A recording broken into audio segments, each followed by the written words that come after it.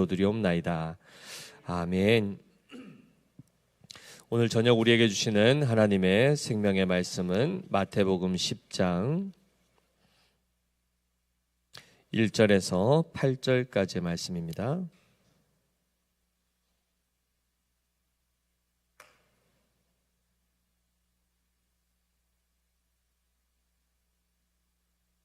신약성경 14페이지 마태복음 10장 1절로 8절까지의 말씀을 우리 함께 교독하겠습니다. 예수께서 그의 12 제자를 부르사 더러운 귀신을 쫓아내며 모든 병과 모든 약한 것을 고치는 권능을 주시니라.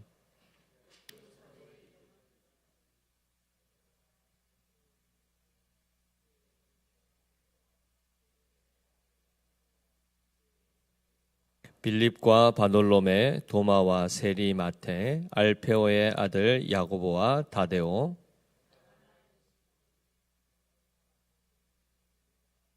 예수께서 이 12를 내보내시며 명하여 이르시되 이방인의 길로도 가지 말고 사마리아인의 고을에도 들어가지 말고 가면서 전파하여 말하되 천국이 가까이 왔다 하고 죽은 자를 살리며 나병 환자를 깨끗하게 하며 귀신을 쫓아내되 너희가 거저 받았으니 거저 주라. 아멘. 우리가 지난 시간 수의 말씀을 통해서 9장 마지막에 보면 추수하는 주인에게 청하여 추수할 일꾼들을 보내주소서 하라라고 명령하시는 우리 주님의 명령을 함께 살펴보았습니다. 이 마태복음 복음서이죠. 복된 소식, 그리고 굉장히 중요한 하나님의 뜻이 담겨있는 그 핵심적인 내용의 그 본질은 결국은 추수에 대한 것이라고 합니다. 무엇을 추수하는 거죠? 알곡을 거두어 드리는 일을 하신다는 겁니다. 그러면 알곡이 되기까지는 그 첫 과정은 무엇부터 시작해야 됩니까? 알곡을 거두는 것이 마지막 단계라 그러면 제일 처음 알곡을 추수하기까지 농부가 무엇부터 해야 됩니까? 씨를 어디다 뿌립니까? 밭부터 준비해야 되겠죠. 밭이 있어야 씨를 뿌리지, 씨 들고 있다고 자라는 게 아니지 않습니까? 밭을 좋은 밭, 나쁜 밭 누가 구분할까요? 농부가 구분하고 판단합니다. 만약에 길가밭이라 할지라도 또는 돌짝밭이라 할지라도 가시밭이라고 할지라도 농부가 성실하면 어떻게 하죠? 길가밭도 옥토로 만들 수 있고 돌짝밭도 옥토로 만들 수 있고 가시덤불이 있는 가시밭도 옥토로 만들어냅니다. 누가요? 농부가. 그래서 성경에서는 이 추수에 대한 부분들을 이야기하면서 밭의 비유, 씨 뿌리는 비유, 다 여러 농부의 비유를 많이, 농사짓는 비유를 많이 들죠. 그러면서도 실제로 우리의 농부가 되시는 분이 누구라고 얘기하고 있습니까? 하나님 아버지께서 농부가 되신다. 그래서 우리 스스로가 땅이 스스로가 이렇게 뒤집어 갈아엎을 수 있습니까? 겨울이 되면 꽁꽁 얼어붙었던 이 땅도 봄이 될 때 씨를 뿌리려면 뭐 해야 됩니까? 갈아엎을 때 옛날에는 뭘로 했습니까? 소에다가 쟁기를, 그죠? 큰 삽 같은 걸 해가지고 가면서 뒤집어 엎지 않습니까? 그러면 땅은 갈아엎혀지는 것이지 스스로 갈아엎는 게 아닙니다. 그렇죠? 요즘 농기계를 통해서 다 갈아엎은 다음에 씨를 누가 뿌립니까? 농부가 뿌립니다. 물을 누가 줍니까? 농부가 줍니다. 이해되십니까? 잡초 누가 뽑습니까? 농부가 뽑습니다. 그러니까 곡식 자체가 자기가 뭔가를 이렇게 해가지고 막 옆에 있는 잡초가 오면 막 자기들끼리 막 싸가지고 막 이렇게 하고 이렇게 안 한단 말이죠. 양분을 공급하고 하는 이 모든 것 안에서 그저 심겨지고 농부가 성실하면 반드시 그 씨는 열매 맺습니까? 안 맺습니까? 반드시 알곡이 되게 농부가 기르신다는 것입니다. 그리고 그 모든 것이 다 연결해졌을 때에 마지막에 추수를 하죠. 누가 합니까? 농부가 합니다. 농부가 하는데 그때 일손이 부족할 때 어떻게 하죠? 보통 품앗이도 하고, 그죠? 둘이 해서 뭐 합니까? 같이 일하던 사람들을 함께 불러서 오늘은 우리 밭 추수하고, 내일은 또 우 몰려가 옆밭 추수해주고, 이렇게 하면서 일꾼이 부족할 때는 함께 그 추수할 일꾼들을 또한 불러서 일을 같이 한단 말이죠. 자, 그러한 차원에서 하나님의 주 관심은 모든 역사를 통틀어서 지금 행하고 계시는 게 뭐죠? 결국은 하나님의 나라를 세우시는 것입니다. 굉장히 중요한 개념입니다. 우리는 그저 자꾸만 우리의 육신의 인간적인 어떤 그 만족, 그 욕구를 어떤 채우는 것, 단순히 이 차원에서 자꾸만 삶을 바라봅니다. 그러나 하나님의 관점을 보게 되고 성경을 보게 되면 하나님은 처음부터 끝까지 천지를 창조하시지 않습니까? 그것이 망가지고 훼손되었을 때 어떻게 하시죠? 다시 회복하여 마지막 새 하늘과 새 땅을 오게 하십니다. 이것이 하나님의 구원의 전체 역사 가운데 이루어지고 있는 지금 역사인데, 우리가 그 하나님의 일하는 손길을 거기에 관심을 두지 않으면 계속해서 오해를 하게 됩니다. 왜 하나님 내 뜻을 안 이루어주지? 하나님 우리 뜻 이루어주기 위해서 오신 분이 아닙니다. 하나님의 뜻이 하늘에서 이루어진 것이 이 땅에서 그대로 성취되는 것을 목적하여 지금 일하고 계시고, 우리에게는 그 뜻이 깨달아지게 하심으로 지금 하나님의 뜻이 이루어지기를 같이 우리 안에 소망하며 그 일에 한 발짝 한 발짝 보조를 맞추기를 원하신단 말이죠. 그래서 우리가 지금 알곡으로 지어져 가고 있고 자라가고 있지 않습니까? 마지막에 다 어떻게 됩니까? 마지막 약속이 뭡니까? 일꾼들을 통하여 추수하여 알곡과 가라지를 구분한 다음에 이 알곡을 어떻게 한답니까? 곡간에 들인다지 않습니까? 이 기회가 어딥니까? 마지막에 알곡이 들어갈 곳. 그렇죠. 천국입니다. 그럼 거기에 우리가 들어간다는 건 아닙니까? 지금 천국에 들여보내기 위한 이 모든 과정, 그래서 우리가 하나님의 천국 백성이 되게 하시는 이 모든 여정이 지금 이 성경을 통해서 알려주고 있습니다. 그래서 하나님의 일하심을 깨닫지 못하면 우리는 자꾸 다른 일을 하다가 세월을 허비하게 되어 있습니다. 그리고 하나님이 일하시는 것을 아는 사람은 모든 되어지는 환경 가운데서도 하나님의 뜻이 이루어지고 있다는 것이 보이게 됩니다. 지금 우리 눈에 보면은 세상은 지금 잘 되고 있습니까? 잘 안 되고 있는 것처럼 보입니까? 잘 안 되고 있는 것처럼 보이죠. 특별히 그 가운데 기독교는 부흥하고 있습니까? 쇠퇴하고 있습니까? 우리는 그렇게 보이죠. 교회가 세워지는 것 같습니까? 무너지는 것 같습니까? 무너지는 것처럼 보이기도 하고 세워진 것 같기도 하고, 우리 믿음의 교회는 잘 세워지고 있는 것 같은데 맞습니까? 다른 데는요? 다른 데도 잘 세워져야죠. 그런데 전체적으로 한국 교회를 보면 기독교가 그렇게 매력적이지 않은 종교가 되어버렸습니다. 손가락질 받고 비방받고, 우리도 나가서 저 믿음의 교회 장로입니다 이렇게 선뜻 얘기 나오십니까? 우리 장로님들 나오셔야 됩니다. 당당하셔야 됩니다. 괜히 누군가가 내가 예수 믿는 거 알까 싶어가지고 하도 교회 안과 밖이 너무 달라가지고, 그죠? 이런 경우도 있을 수 있고 여러 케이스들이 있는데, 하나님의 나라는 무너진 적이 있습니까? 없습니까? 외세에 의해서 이스라엘 백성도 침략을 당하고 그 세상 나라 왕국은 무너졌고 이미 혈통도 끊어졌지만 하나님의 나라는 지금까지 무너진 적이 없습니다. 그리고 계속 하나님의 나라는 겨자씨가 나무가 되듯이 계속 자라가고 있습니다. 우리 눈에 보일 때만 하나님의 일하심이 안 보이니까 뭔가 망하는 것 같고 안 되는 것처럼 보이지만 그렇지 않습니다. 하나님은 한 알곡 하나라도 잃어버리지 않습니다. 우리가 추수해보면 아시지 않습니까? 나락 이렇게 막 타고 가다 보면은 어떤 거는 알곡도 그냥 그냥 이렇게 다 먹고도 그냥, 그죠? 가져가는 경우가 있지만은 우리 주님은 마지막 한 알갱이까지 다 곳간에 들이신단 말이죠. 그 과정 가운데 하나님은 지금 바로 이 추수의 시작을 이미 주님이 오심부터 시작하셨습니다. 그래서 알곡들이 하나하나 지금 거두어져서 천국으로 들어가고 있지 않습니까?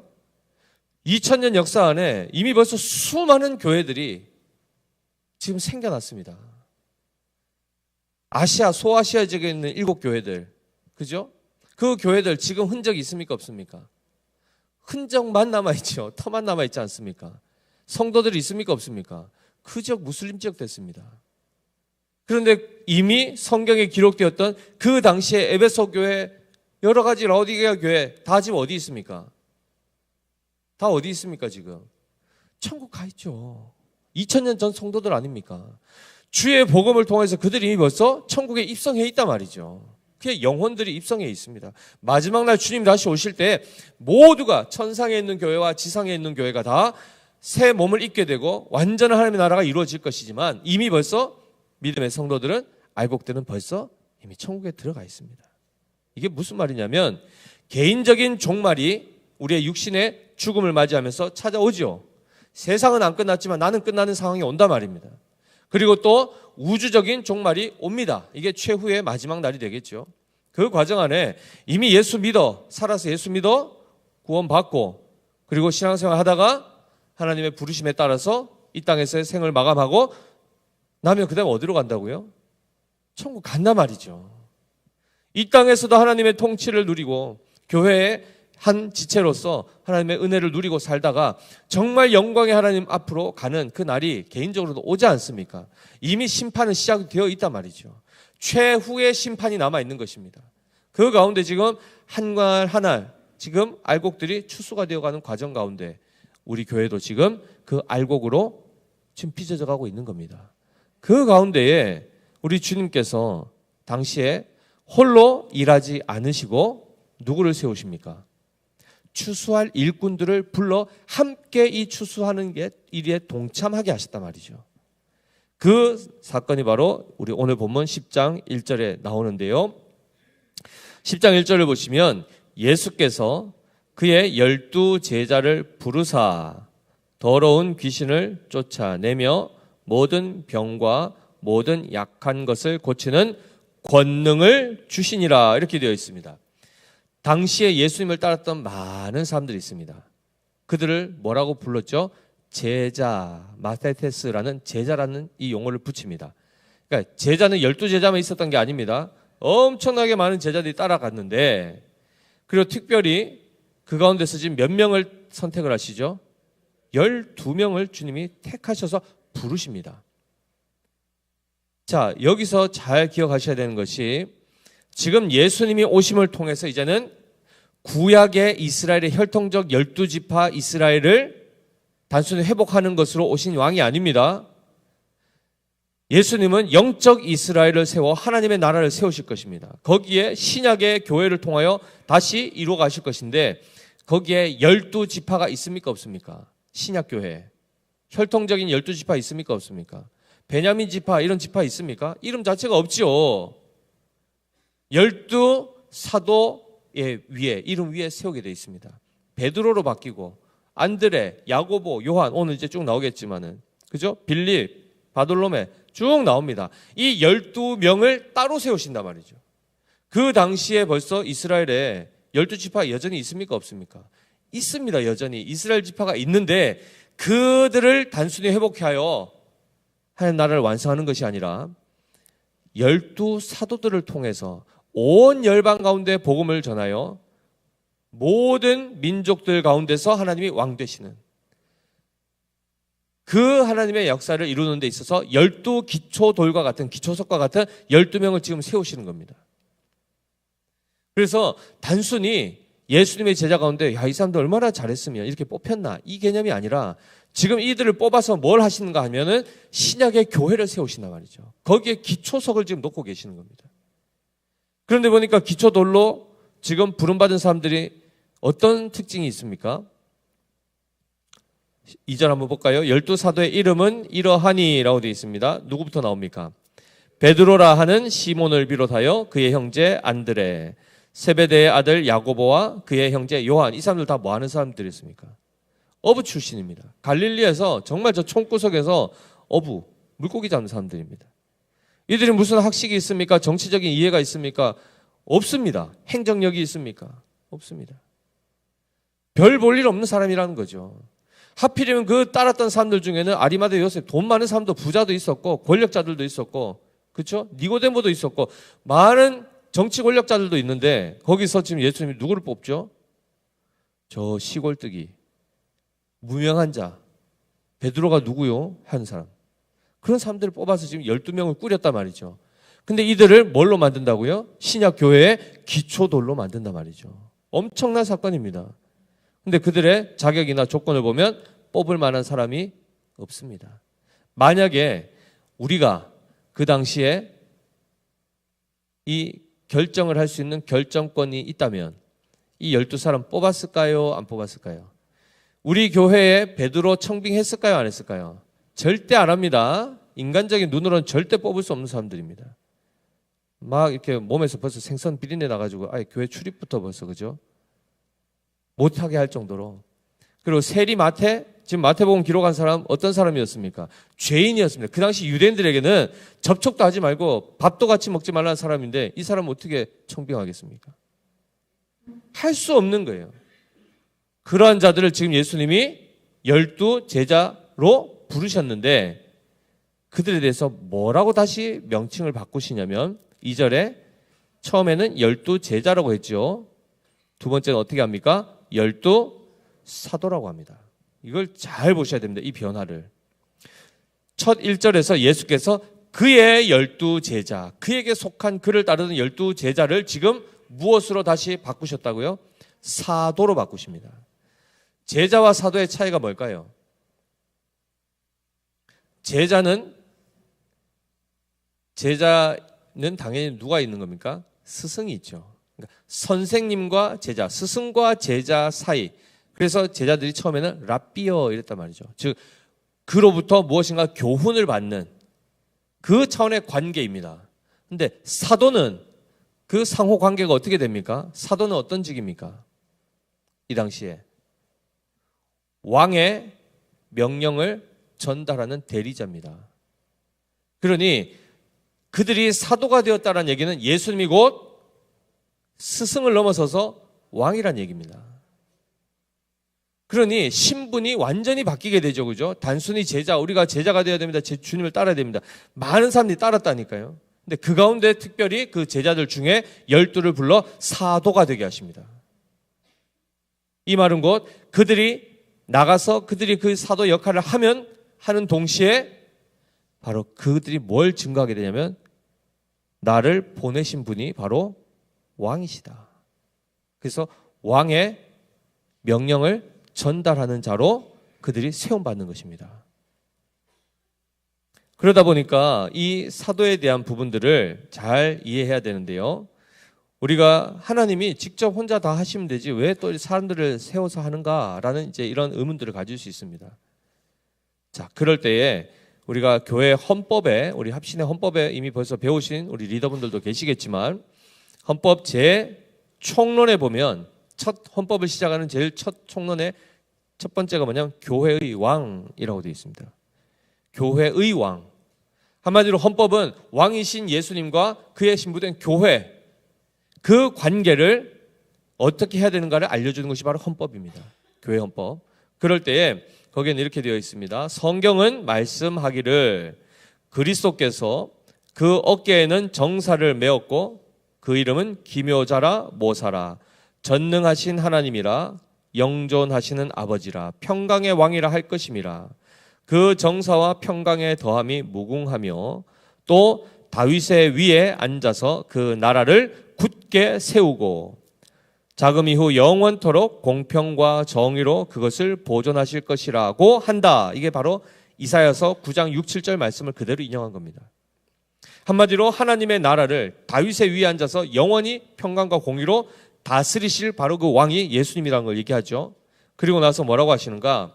그리스도는 천지의 모든 권세를 아버지께로부터 받으신 왕으로서 그의 교회를 치리하시되 즉 다스리시되 그의 말씀과 성령으로 말미암아 직접 하시고 하나님이 직접 다스리는 방식이 뭐라고요? 말씀과 성령을 통해서.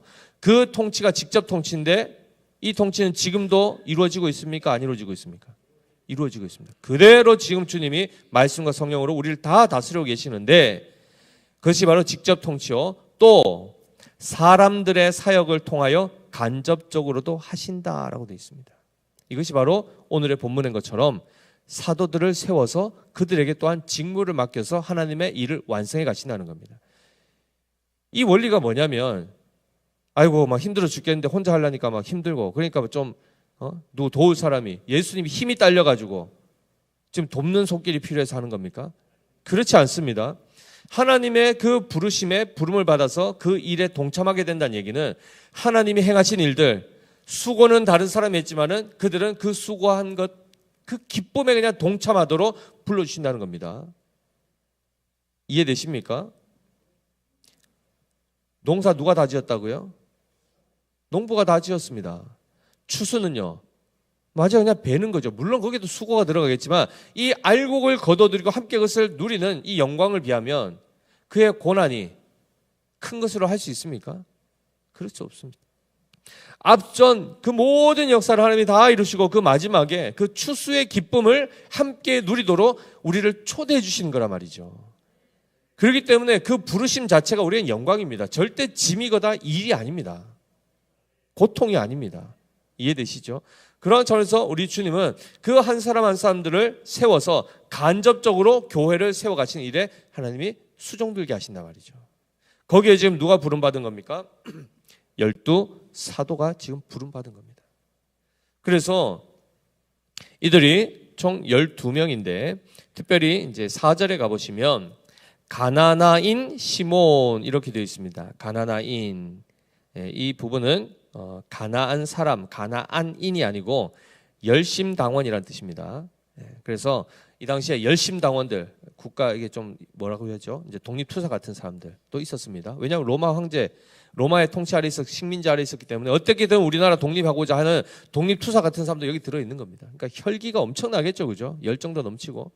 하여튼 별의별 사람들 가운데 이 12명만 따로 예수님이 세우십니다. 자, 그리고 나서 5절부터 뭐라고 하십니까? 예수께서 이 12를 내보내시며 명하여 이르시되 이렇게 시작합니다. 자, 마태복음의 전체 구조를 잘 이해하셔야 되는데요. 총 예수님께서 5번의 강화를 하십니다. 제일 처음으로 하셨던 게 바로 5장부터 나오는 산상수훈입니다. 하나님의 말씀을 그 본질을 제대로 다시금 해석해 주시는 이 사역, 가르치시며를 하신단 말이죠. 그리고 전파하시고 치유하시는 사역을 이어하셨지 않습니까? 그리고 지금 이것이 두 번째 강화인데 누구에게 하시는 겁니까? 12 사도에게 하시는 겁니다. 12 사도에게 특별히 그들을 따로 불러세워 내보내시며 명하여 이르시는 내용이 뭡니까? 5절 같이 읽어보겠습니다.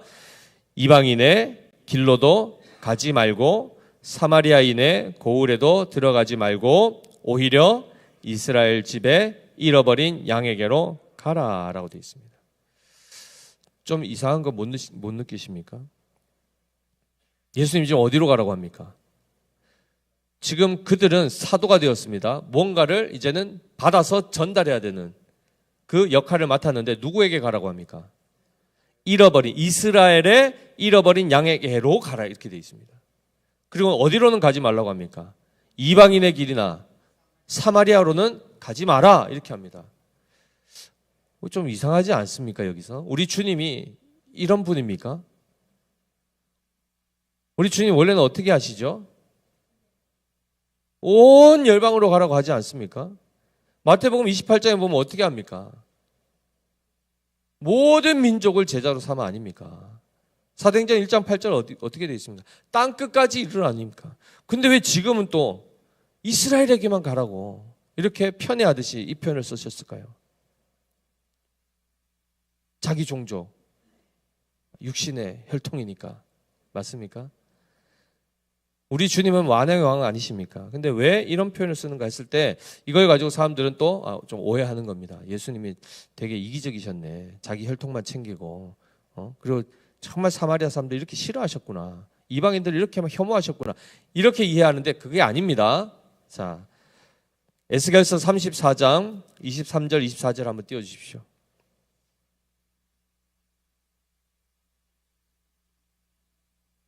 에스겔서 34장 23절 24절 같이 읽어보겠습니다. 내가 한 목자를 그들 위에 세워 먹이게 하리니 그는 내 종 다윗이라. 그가 그들을 먹이고 그들의 목자가 될지라. 나 여호와는 그들의 하나님이 되고 내 종 다윗은 그들 중에 왕이 되리라. 나 여호와의 말이니라. 에스겔서 구약 예언서죠. 거기서 분명히 앞으로 다윗의 역할을 할 그 존재가 올 것인데 그가 이스라엘의 왕이 될 거라고 합니다. 그분이 누굽니까? 오실 메시아 예수 그리스도셨습니다. 그런데 이분이 바로 이스라엘의 왕이 될 것을 말씀하셨습니다. 그리고 내 백성에게 보내가지고 그들의 왕이 될 것을 말씀하셨는데, 그러니 당연히 오실 메시아는 어디로 오셔야 됩니까? 이스라엘로 오셔야 됩니다. 그 약속된 메시아는 이스라엘을 오셔야 되고 그들을 먹이고 그들을 회복시키시고 치유하셔야 되는데, 37장에 가보시면 동일한 에스겔서 37장 26, 28절에 보면 이렇게 되어 있습니다. 같이 읽어보겠습니다. 내가 그들과 화평의 언약을 세워서 영원한 언약이 되게 하고 또 그들을 견고하고 번성하게 하며 내 성소를 그 가운데에 세워서 영원히 이르게 하리니 내 처소가 그들 가운데에 있을 것이며 나는 그들의 하나님이 되고 그들은 내 백성이 되리라. 28절 내 성소가 영원토록 그들 가운데 있으리니 내가 이스라엘을 거룩하게 하는 여호와인 줄을 열국이 알리라 하셨다 하라라고 되어 있습니다. 먼저 이스라엘을 다 회복하시고 온전케 하시는 일을 행하시고 그 다음에 그 행하신 일에 대하여 마지막에 누가 등장합니까? 열국이 등장합니다.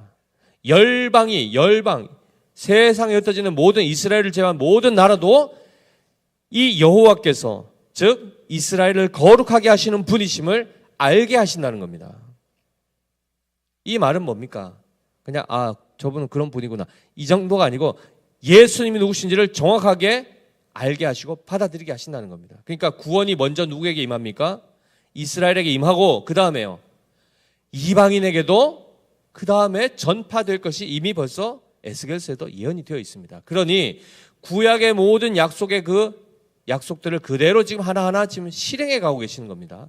그래서 마태복음을 보시면은 성경에 일렀으되 그래서 그 말씀이 응하였다 이렇게 해서 지금 쭉 이어져 오고 있습니다. 그래서 지금 먼저는 사마리아나 이방인이 아니고 이스라엘의 잃어버린 자들을 먼저 회복해 하는 것.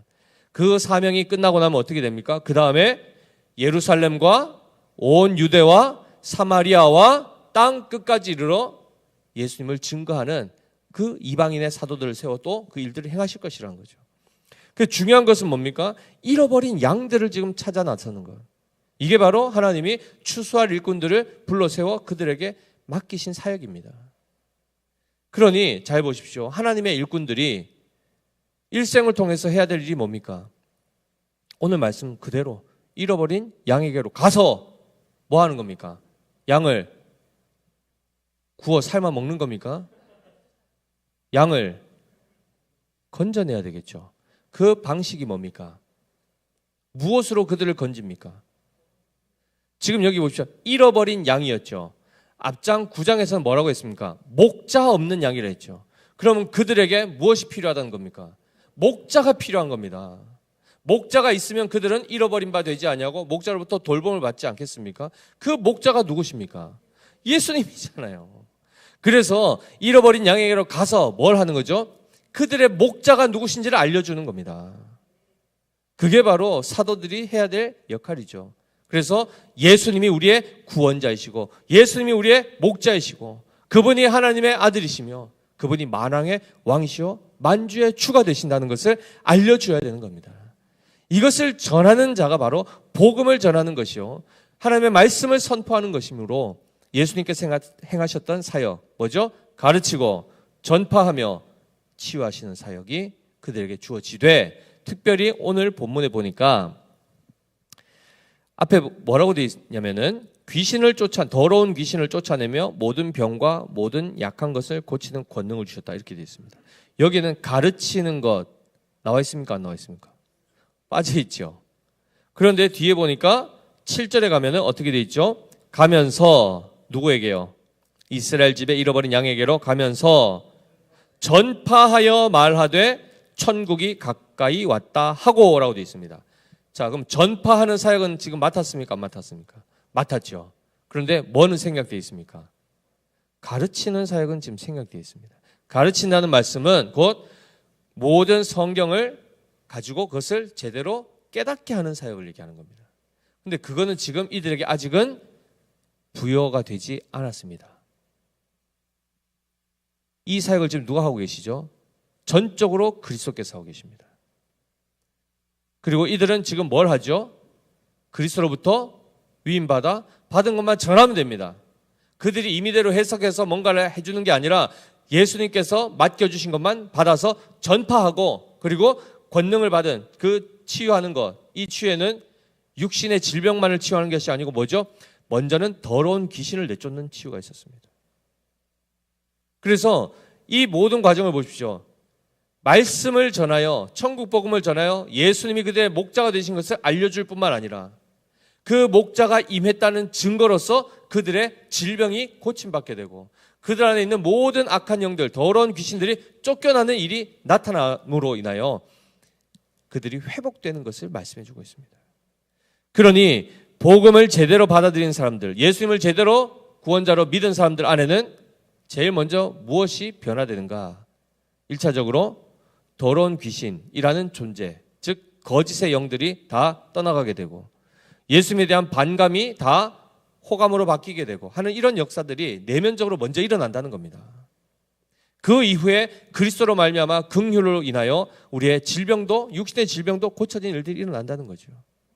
그런데 중요한 것은 사도들에게 지금 이 권능을 주셨단 말이죠. 이 치유의 권능을 사도들에게 주셨습니다. 그러다 보니까 우리가 헌법 제4장 교회의 직원에 대한 분류에서 제1조에 보면 교회의 기초 직원이 나오는데요. 제가 한번 읽어드리겠습니다. 우리 주 예수께서 최초에 기적을 행할 은사를 사도들에게 주셨고 하면서 각주로 마태복음 10장 8절을 딱 언급하고 있습니다. 헌법에. 이게 바로 오늘 본문입니다. 기적을 행할 은사를 누구에게 주셨다고요? 사도들에게 주셨다는 겁니다. 그들의 선교에 의하여 각국에서 택한 백성을 모아 그의 몸된 교회를 세우셨다. 이렇게 되어 있습니다. 누구를 통하여서요? 사도들을 통해서. 그래서 사도직과 선지자직은 그대로 계승되지 않았고, 그러니 지금 사도 있습니까? 없습니까? 없습니다. 12사도와 이방인을 위한 사도인 바울 이후에는 또 다른 사도를 예수님이 안 세우십니다. 이해되셨죠? 자, 그러다 보니 그 직분, 그 사도직의 표가 되는 사도적 기적도 멈춰졌다. 이렇게 되어 있습니다.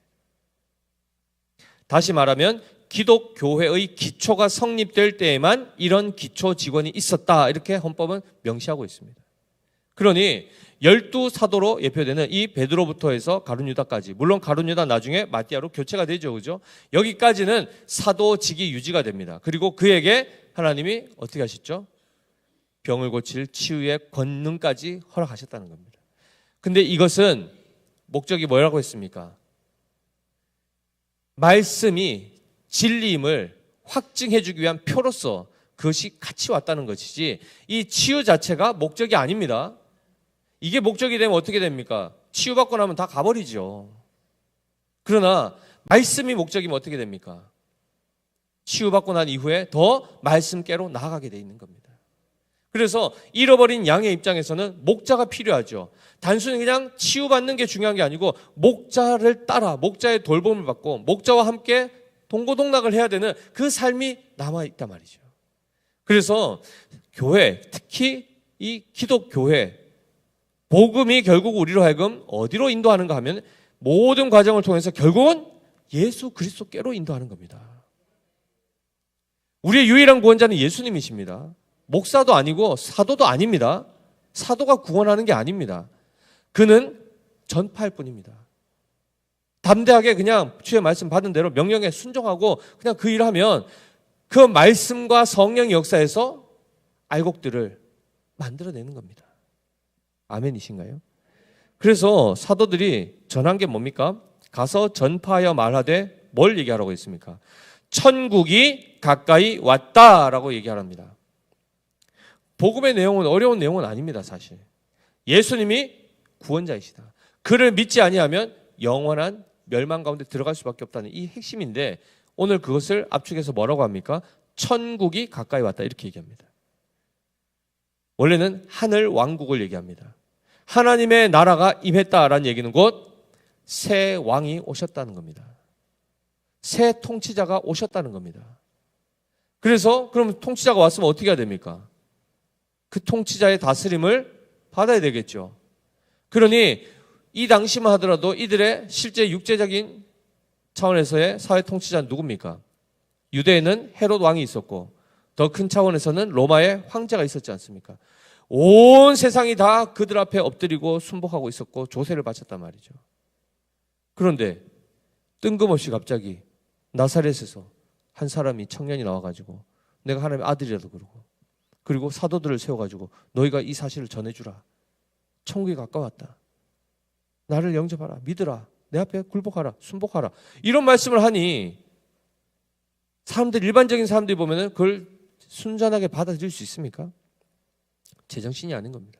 자칫 잘못 그렇게 했다가 어떻게 되죠? 발각되면 바로 사형받습니다. 바로 핍박이 들어옵니다. 그런 시대 가운데 지금 이들이 목숨 걸고 복음을 전하는데 맡은 바 내용이 뭐죠? 천국이 가까이 왔다.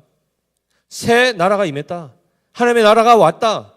그 나라의 왕이 예수 그리스도시다. 이걸 전하는 겁니다. 그랬을 때 그것이 받아들여진 자는 알곡으로 마지막에 천국에 들어갈 것이고 잃어버린 차원에서 목자 없는 양들처럼 기진하고 정말 궁핍한 그 유리하는 삶을 살다가 이제 목자를 통하여 안식을 누리고 참된 부유함과 풍요를 누리게 되는 이 복을 누리게 되는 것입니다. 이 사역이 거창해 보이지 않죠. 왜요? 그냥 한 말 전하는 겁니다. 천국이 가까이 왔다. 그 말만 하라는 겁니다. 그러니 그게 뭐 그게 대단하겠습니까? 그런데 놀랍게도 그 말이 말씀 자체에 능력이 있다는 것이 어떻게 증명이 되냐면 8절에 나오죠. 병든 자를 고치며 죽은 자를 살리며 나병 환자를 깨끗하게 하며 귀신을 쫓아내는 이 역사가 이 선포된 말씀 앞에서 이 일이 나타나는 겁니다. 말씀의 위력이 바로 이렇게 나타난다는 거죠. 그래서 잘 보십시오. 제자들이 지금 예수님과 함께 있다가 예수님이 그들을 내보내셨다 했죠. 그럼 지금 그들과 예수님이 같이 있습니까? 따로 있습니까? 따로 있단 말이에요. 따로 있는데도 예수님이 계셨을 때 나타났던 이적들이 그대로 나타난단 말이죠. 그럼 이거 누가 하신 겁니까? 그렇죠. 사도가 한 것이 아니라 그들과 함께 하시는 그리스도의 능력이 물리적으로 떨어져 있어도 역사되는 놀라운 역사가 나타났단 말이죠. 이게 바로 주의 말씀의 능력입니다. 그래서 그 말씀이 잃어버린 양들을 찾아내시고 그들을 고치시고 회복하셔서 강건케 하심으로 나중에 어떻게 하시죠? 건강한 양이 되게 할 뿐만 아니라 그들이 또한 다시 복음을 전하는 자가 되고 왜요? 하나님의 은혜로 자기들이 복음의 말씀을 통하여 회복된 것을 경험한 자들 아닙니까? 그 은혜와 사랑을 지금 누리고 있는 자들 아닙니까? 그들이 또 주위를 둘러보니까 잃어버린 양들이 있단 말이죠. 그래서 그들을 통하여 또한 복음을 전파하여 그들도 한 우리 안에 들어오도록 하는 이 역사가 바로 교회의 사명이요. 교회가 해야 될 역사들인 겁니다. 따라서 사랑하는 성도 여러분, 우리가 신앙생활을 하는 건 목사님 때문에 하는 거 아닙니다. 목사 월급 주려고 하는 것도 아니고 그 월급 좀 주고 그리고 좀 좋은 얘기 듣고 그 마음 평안 얻고 그리고 30배, 60배, 100배 투기하듯이 그래서 더 많은 재물 얻고 뭐 이런 거 아닙니다. 그런 것을 목적해서 오셨다면 정말 잘못 오셨습니다. 왜냐하면 그거 못 얻거든요. 하나님은 그거 주신다고 우리 부르지 않으셨단 말이죠. 우리가 하나님의 백성이 되고 하나님 나라를 세워가는 일들 그리고 그 말씀의 위력을 경험하고 체험하고 그것도 값없이 은혜로 그것을 받아 누리며 그 안에서 정말 하나님의 나라로 세워져 가는 것 그리고 정말 그분이 우리를 진정으로 사랑하시는 그 사랑 안에서 보호함을 받고 영원한 생명 가운데서 지킴을 받는 그 복을 누리도록 하나님 지금 하나님의 일들을 행하신단 말이죠. 그러니 그 차원에서 그것이 우리의 소원이 되고 소망이 되어 그것이 인생의 목적이 되어 오신다면 정말 잘 오신 겁니다. 왜냐하면 그 은혜는 날마다 풍성히 주어지거든요. 날마다. 그래서 잘 보시면 이 사도의 역할도 잘 살펴보시면 받지 않으면 줄 수 있습니까? 받지 못한 자는 결코 줄 수가 없습니다. 예수님을 보지 못했고 경험하지 못한 사람은 예수님을 절대 전할 수가 없습니다. 따라서 우리가 전도에 대해서도 마찬가지인데요. 정말 구원이 뭔지를 제대로 깨닫지 못하면 제대로 전할 수 없습니다. 자, 잘 보십시오. 단순히 내가 예수 믿었더니 병을 고침받았더라. 이렇게 되면 그분은 뭘 전하겠습니까? 자기하고 비슷한 질병에 있는 사람들한테 가서 예수 믿으면 병 고쳐. 이거 전하시겠죠. 그 복음의 본질입니까? 아닌 것을 전한단 말이죠. 그래서 왔는데 안 고쳐졌으면 어떻게 됩니까? 그 사람 평생 예수 안 믿습니다. 무슨 말이냐면 정말 복음이 무엇을 만들어내는지를 제대로 이해하지 못하면 우리는 제대로 된 복음을 전하지 못하게 된단 말이죠. 예수님이 누군지를 제대로 알지 못하면 입이 안 떨어집니다. 예수님이 누구십니까? 라고 물으면 글쎄 내가 좀 아는 것 같기도 한데 이러면서 자꾸 말을 돌리게 된단 말이죠. 성경을 통해서 예수님이 누군지를 아셔야 되고 그분을 알면 반드시 우리는 그분의 사랑을 깨닫게 되고 믿을 수밖에 없습니다. 믿을 수밖에 없습니다. 그러니 우리가 이 성경과 우리의 신앙이 무엇을 만들어내고 있는지를 잘 기억하시고 하나님께서 그 예수를 통하여 그의 죽으심과 부활을 통하여 또한 이 공생의 가운데 사도들을 세우심을 통해서 지금 도대체 뭘 만들어가고 계시는 걸 제대로 우리가 봐야 됩니다. 오직 하나님의 나라입니다. 하나님의 나라는 곧 교회입니다. 교회가 바르게 세워지는 것이 곧 우리 각자에게도 복입니다. 아멘이시죠? 이 땅에 많은 기관들이 있고 공동체가 있습니다. 정부도 있고 다 있는데 보면 부패했습니까? 부패 안 했습니까? 사람 모인 곳에는 사람 자체가 부패했기 때문에 어디 가나 다 문제가 다 있습니다. 어디에도요? 가정에도. 내 개인 안에도. 이 부패의 본성이 해결이 안 되니까 이들이 뭉치면 작은 무리로서는 가정이 될 수 있고 회사가 될 수도 있고 국가가 될 수도 있습니다. 그 안에 소망이 있습니까? 없습니까? 없습니다. 확실하게 경험으로 깨닫겠지만은 말씀이 그렇게 가르치지 않습니까? 세상에는 소망이 없습니다. 세상은 어둠입니다. 어둠 가운데 빛이 비춰져야 되는데 그 빛은 오직 누구를 통해서만 비춰지는 겁니까? 그리스도로 말미암아 비춰지는 것이요.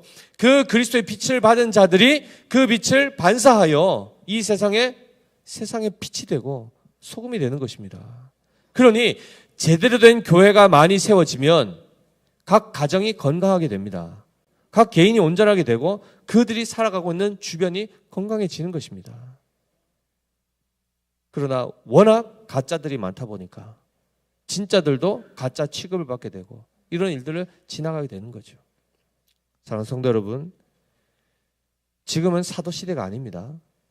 신사도 운동하고 하는 역사들이 지금도 계속 있는데 건강하지 않습니다. 사도직은 이미 끝났습니다. 그리고 그들의 그 복음이 진리임을 증거하기 위한 그리고 그 사도들이 참된 그리스도의 일꾼임을 보증하기 위해서 사도적 이적이 따랐던 것입니다. 그리고 그 이적들이 지금 이미 기록된 성경으로 그대로 다 우리에게 고스란히 주어졌습니다. 그러니 우리는 또 다른 사도적 이적 차원에서 그런 신유연사 이런 것들을 추구할 것이 아니라 주어진 그 말씀, 이미 검증된 말씀을 온전히 우리가 제대로 마음에 심어 그 말씀의 위력을 체험하고 그리고 그 말씀을 증거하고 선포하는 겁니다. 그러면 그 말씀께서 잃어버린 양들을 찾아가시고 그들을 회복하시고 영적으로 육적으로 강건케 하시는 것입니다. 이 역사를 우리 믿음의 교회가 감당해야 되는 것이죠. 그래서 우리 또한 주님으로부터 다 부름받았습니다. 우린 주님의 일꾼이요. 지금 다 만인 제사장이라는 이 표현을 쓰죠. 그죠? 종교개혁이 일어나면서 특정한 일부가 제사장 역할을 하는 개념을 넘어서서 우리 모두가 다 그리스도 안에서 이방을 향하여 믿지 않은 자들 향하여 다 제사장 역할을 하는 그 한 사람 한 사람을 부름받았다는 겁니다. 가정에서 직장에서 어디에서나. 그래서 우리는 기본적으로 주님을 아는 자들입니다. 조금 더 나아가서 주님을 믿는 자들입니다. 더 나아가서 주님을 사랑하는 자들입니다. 아멘이시죠? 그리고 그 주님께서는 우리에게 직분들을 맡기시고 사명을 맡기셨습니다. 교회를 세워갈 것과 하나님의 나라인 교회를 확장해 갈 것을 말씀합니다. 지금은 먼저 이스라엘 집에 잃어버린 자에게로 가라고 했죠. 그 다음에 사마리아와 땅끝까지 갈 겁니다. 그럼 지금 우리 입장에서 이스라엘 잃어버린 자도 누굽니까? 우리 교회 공동체 안에서 잃어버린 자 누굽니까? 장기 결석 성도들, 이전에 잠시 왔다가 방문했다가 떠난 사람들, 이런 사람들은 그래도 발을 한번 들였던 분들 아닙니까? 그 가운데 지금 실족해 있는 분들이 있죠. 말씀으로부터 멀어진, 목자로부터 멀어진 자들이 있단 말이죠. 그들이 행복할까요? 절대 행복하지 않습니다. 교회에 나온 것 때문에 시험 들었다 상처받았다 해서 교회로부터 멀어졌지만 육신은 편할지라도 영은 계속해서 지금 기근 기갈 가운데 있습니다. 그래서 우리가 지금 누구에게 가야 됩니까? 생판 모르는 사람들에게 가기 전에 잃어버린 자들, 이스라엘 집에 잃어버린 자들에게로 먼저 가야 됩니다.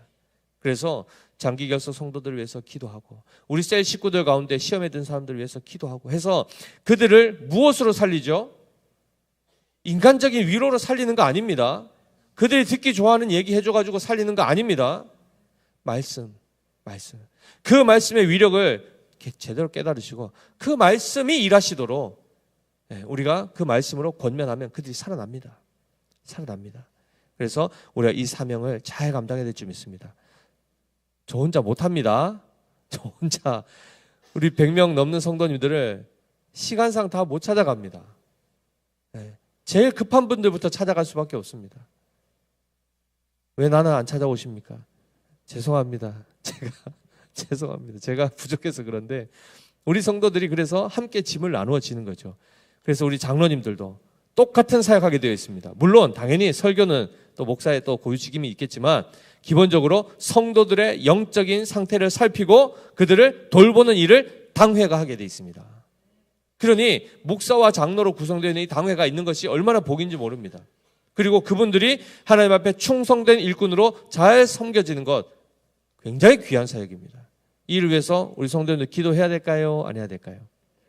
반드시 기도하셔야 됩니다. 왜냐하면 사단이 그 머리가 되는 그 헤드십부터 다 건들거든요. 육체 질병으로 치고 온갖 것으로 공격합니다. 저는 뭐 멀쩡한 줄 아십니까? 제가 매일매일 날마다 영적 전쟁을 얼마나 개인적으로 하는지 아십니까? 그래도 우리 성도님들이 새벽마다 기도해 주시고 하시니까 저도 능히 이기는 겁니다.